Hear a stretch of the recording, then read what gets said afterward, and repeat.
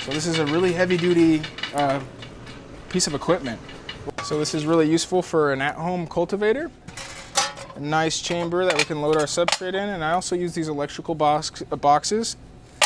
Place those at the bottom of our sterilizer, and just put that plate right there. Then at that point you're going to fill it with water up until this line.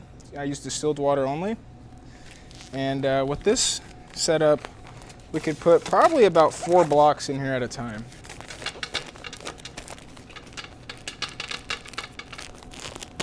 We'll grab our lid, we'll put this cord right here off to the side.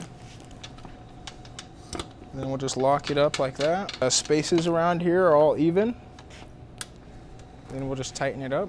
Gas burner, and if you're doing this, you want to do it in like an open air space so you're not breathing any fumes in. Let the pressure sterilizer vent for about 5 minutes. Once you start seeing steam escaping from the chamber, basically vent any trapped air from inside of your pressure cooker. After 5 minutes, turn it off and let the pressure gauge travel up to 15 psi. And once it hits 15 psi, again, you're going to open up, vent your chamber all the way down to 0 psi. Once it hits 0, close your chamber, let it hit 15 psi, and then pressure sterilize for 2 hours.